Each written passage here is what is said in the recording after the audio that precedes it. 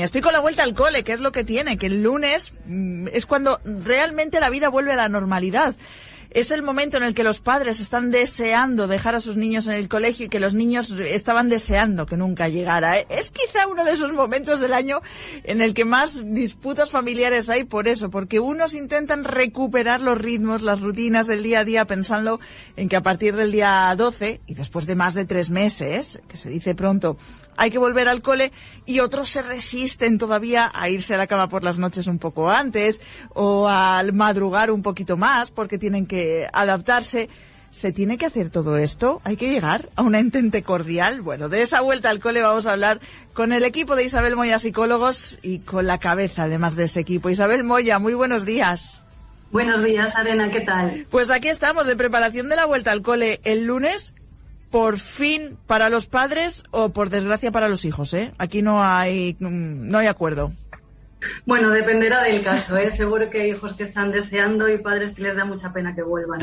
Hay de todo. Hay de todo, hay de todo. Es ese momento en el que, bueno, pues toca reordenar, ¿no? Reorganizar la vida familiar, la vida de los niños, y de repente los padres, Isa, nos aturullamos. Porque aunque es algo que hacemos de manera recurrente, todos los años nos supone un agobio. ¿Por qué nos agobiamos con la vuelta al cole? Bueno, pues porque muchas veces se nos juntan bastantes cosas, la vuelta al trabajo nuestra, el que hemos dejado muchas cosas para el final, el que los colegios solo están en contacto con las familias desde el día 1, pues eso, para decir cuándo van a ser las reuniones, cuándo son los horarios, el tema de los libros, los materiales, y todas estas cosas a los padres que estamos trabajando se nos juntan con el mogollón de por sí que ya tenemos, y claro, es como que nos atabalamos. O sea, hay que forrar los libros. Yo llevo 2 o 3 días levantándome a las 6 de la mañana para poner las fotitos, pegar los libros, no sé cuántos. O sea, es que al final es una carga extra y se nos junta pues eso con lo que ya tenemos de por sí. Pero claro, hay algunas estrategias que podemos poner en funcionamiento para que no se nos convierta en un drama. Vamos a ver si ponemos un poquito de luz sobre el tema, porque para empezar es algo que todos tenemos muy claro que hay que hacer, lo de intentar readaptarnos con un poquito de antelación, el empezar a organizar un poco antes, pero la vida real es que estamos a 8 de septiembre, Isabel, el lunes empieza el cole y no hemos hecho nada de todo esto. Llegamos tarde para poder empezar a cambiar rutinas o horarios, o dicho de otra forma, ¿da tiempo en 4 días a que nuestros hijos cambien el chip?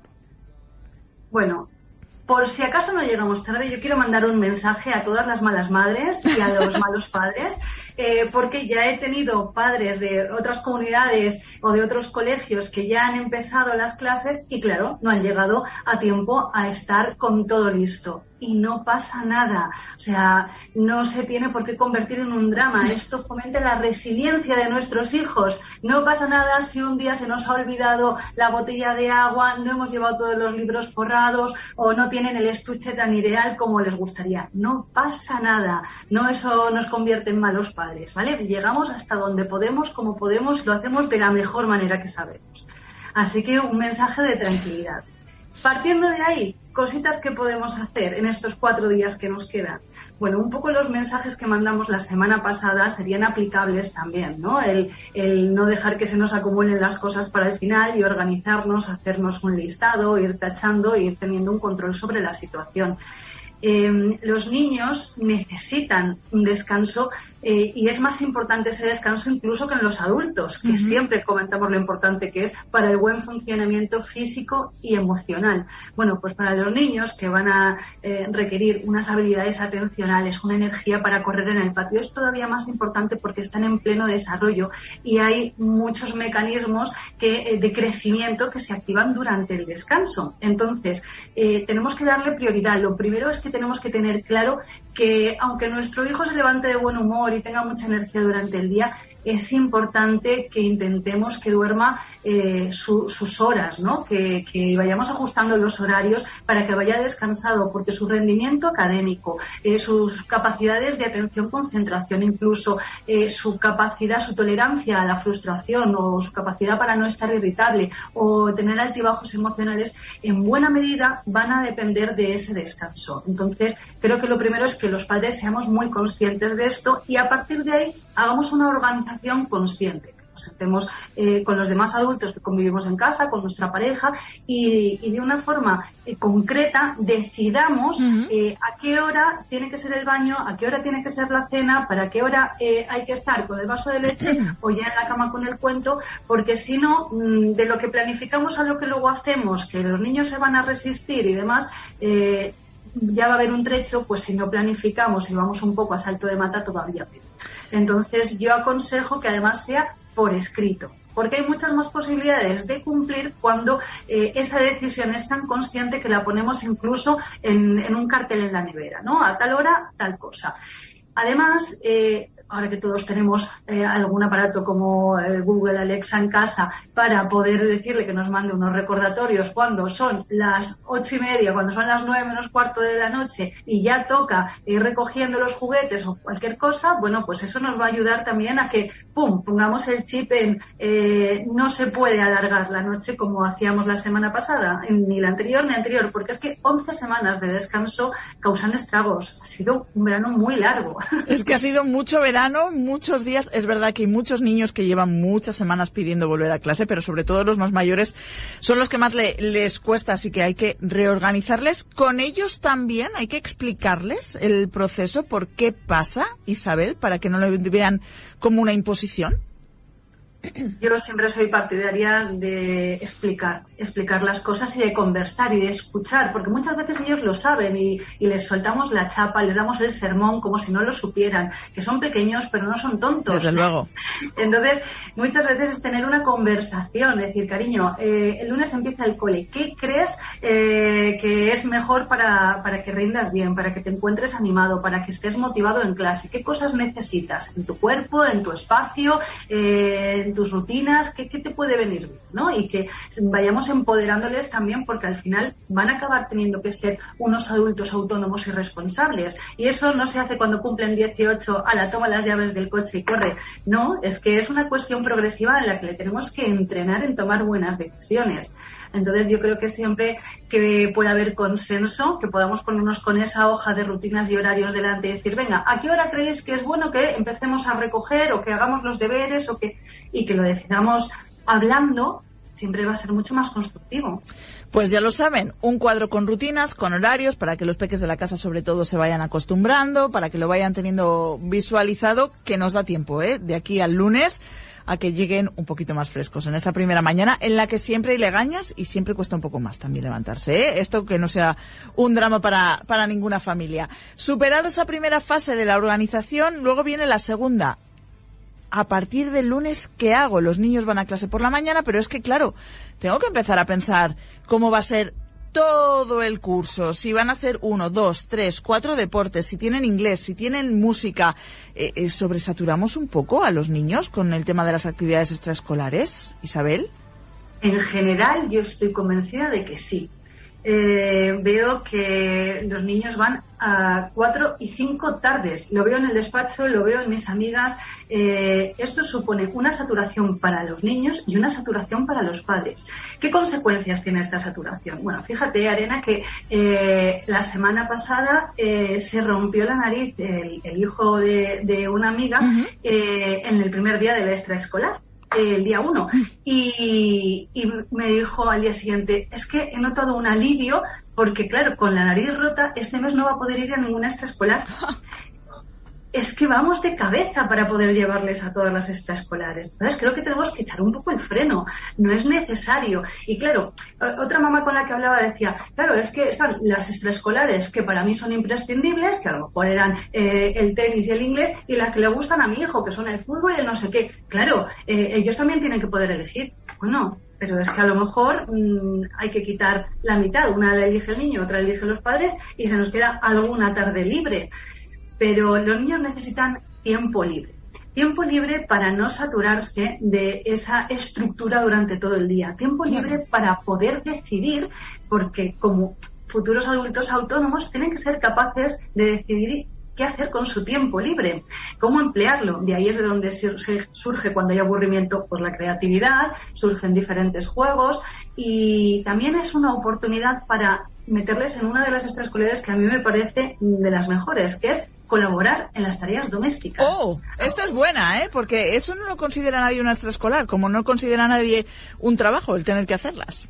Yo sí. Para mí me parece una extraescolar fantástica. El ir al supermercado, ayudar a cargar las bolsas, pero también a pagar y hacer cuentas con las vueltas. El organizar la comida dentro de casa, a ver cómo la podemos hacer mejor. El limpiar, el recoger, el poner una lavadora, atender. Todas estas cosas en los niños más pequeños suponen habilidades motrices muy importantes y en los más mayores habilidades cognitivas y de responsabilidad y autonomía, que les va a hacer crecer en autoestima, en un desarrollo de un autoconcepto de capacidad, ¿no? De puedo hacer cosas, mis padres confían en mí, en que yo soy el responsable de regar las plantas, de sacar la basura. Entonces, me parece que tiene un valor inigualable. Y encima es muy baratito, O sea, que esto está bien de precio. Bueno, depende de cómo esté el precio de la luz, si se van a poner lavadoras o hacer la plancha, esto para los más mayores. Pero está bien. Claro, es que hay veces que los padres nos obsesionamos con el tema de las extraescolares porque es que tienen que hacer un deporte o tienen que hacer 2 deportes, el inglés es obligatorio y es que al niño le gusta la música. Bueno, pues vamos a ver cómo nos organizamos, porque además, a medida que van aumentando en edad, también van aumentando las exigencias en el colegio, en el instituto o donde sea, ¿no? Hay que buscar una balanza y ponerlo todo ahí para que intente cuadrar, Isa. Claro, y encima en esos deportes donde si se federan, empiezan a competir, ya tienen entrenamientos más veces por semana, más largos. Competiciones los fines de semana. Exacto. A ver, yo tengo que decir que a mi consulta en 20 años nunca ha llegado ningún adulto traumatizado porque sus padres no les apuntaran a las extraescolares que ellos pedían, O sea, vamos a relativizar también un poco. Que creo que las extraescolares tienen que ser un complemento, que sí, que el deporte, que los idiomas, que son muy importantes y está muy bien, pero priorizando el bienestar de la familia, que llegar a muchos deportes, a muchas extraescolares y estar todos enfadados en el coche porque no llegamos, porque no se han hecho los deberes, porque al día siguiente tengo un examen que no me he preparado, no compensa.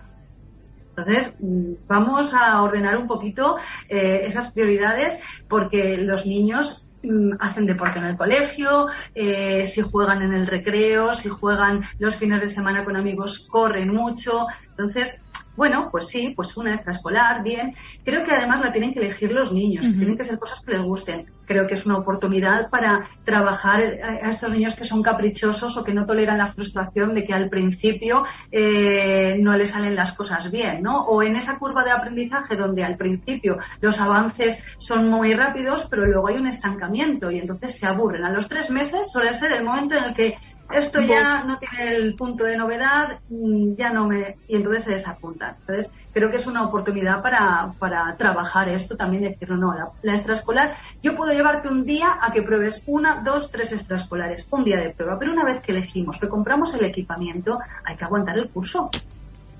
Esto hay que tenerlo como referencia.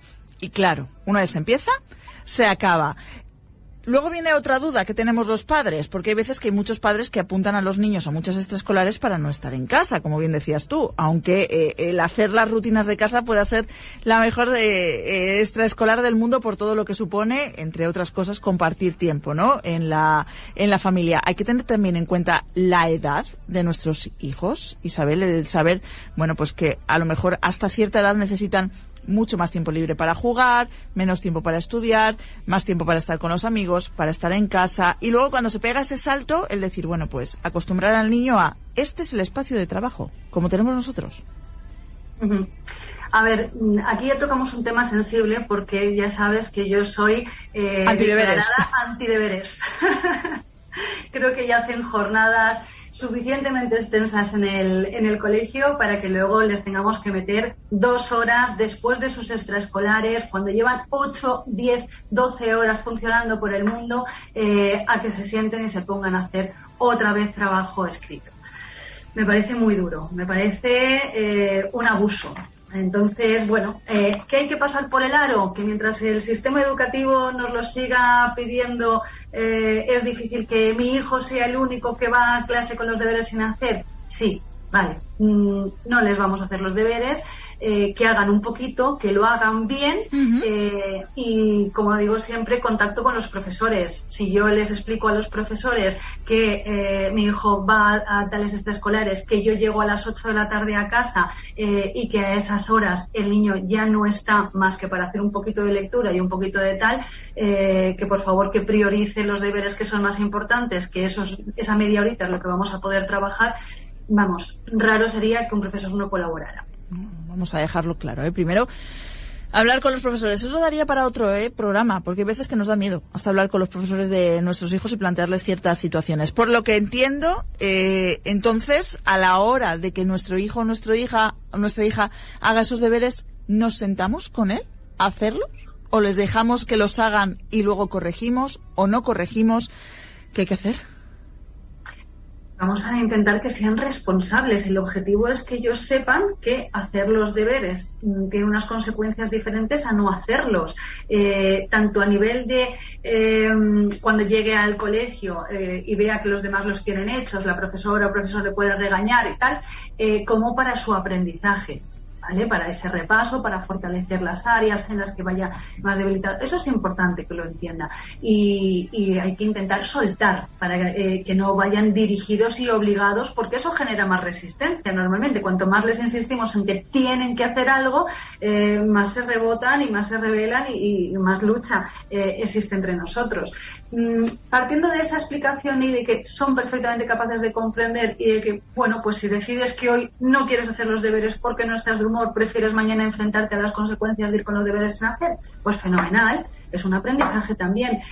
Dependiendo de las dificultades y dependiendo de la edad de cada menor, sí que van a necesitar un acompañamiento. Un niño que no sabe ni coger el lápiz prácticamente y que tienes que ayudarle, bueno, pues a coger buena postura, todas estas cosas tienen que ser guiadas. Un niño que se frustra muchísimo porque no entiende los problemas de matemáticas que le han puesto, bueno, pues el que esté acompañado será positivo para él, porque si no va a ir asociando los deberes con emociones desagradables. Y lo importante es que sea poco y bien, poco y agradable, poco y con éxito. Y entonces ahí estamos los padres para observar en esa atención individualizada que los profesores no pueden llegar a tener, dónde están las dificultades, dónde le tengo que dar las ayudas. Pero todo lo que pueda hacer por sí solo, siempre es la misma pauta, que lo haga por sí solo.